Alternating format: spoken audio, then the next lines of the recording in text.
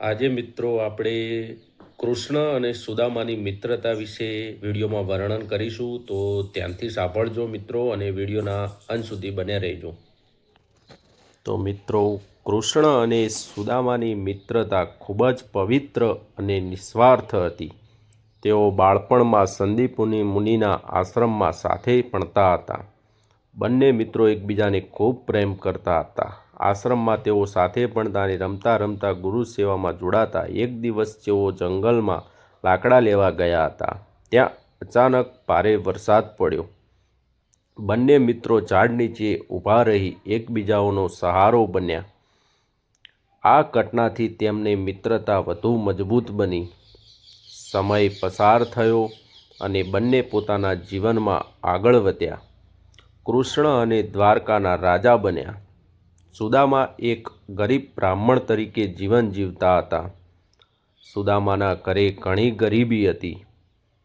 તેમને ખાવાનું પણ પૂરતું મળતું નહોતું।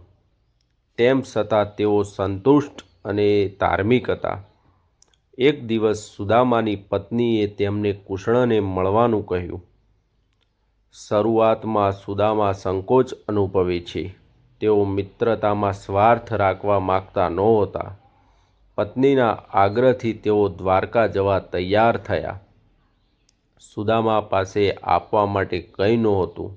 તેમની પત્ની થોડાક પોહા બાંધી આપ્યા। સુદામા આ નાની ભેટ લઈને દ્વારકા ગયા। દ્વારકા પહોંચતા જ કૃષ્ણને ખબર પડી। ત્યાં તો કૃષ્ણ તરત જ દોડી આવ્યા। તેમણે સુદામાને પ્રેમથી ગળે લગાવી લીધા। રાજા હોવા છતાં તેમણે ખૂબ સન્માન આપ્યું। કૃષ્ણે પોતાના મિત્રના પગ ધોઈને સેવા કરી છે। બંને મિત્રો બાળપણની યાદો તાજી કરતા હતા। કૃષ્ણ સુદામાને ભેટીને ખુશીથી સ્વીકારી। તેમને પોહા ખૂબ પ્રિય હતા। સુદામા પોતાની ગરીબ વિશે કહ્યું નહીં।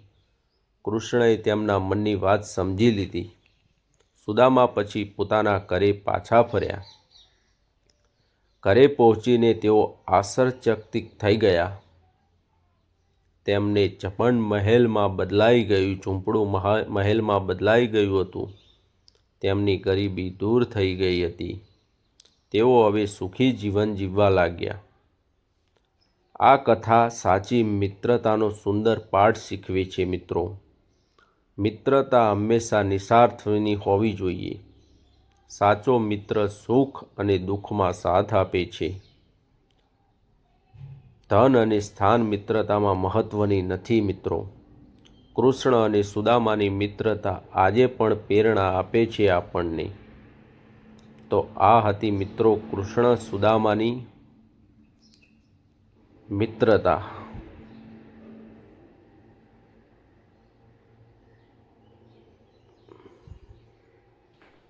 તો મિત્રો, વિડીયો ગમ્યો હોય તો લાઈક કરજો, શેર કરજો અને નવા મિત્રો હોય તો ચેનલને સબસ્ક્રાઈબ કરજો। મળીશું નેક્સ્ટ વિડીયોમાં। જય માતાજી, જય મા જહો।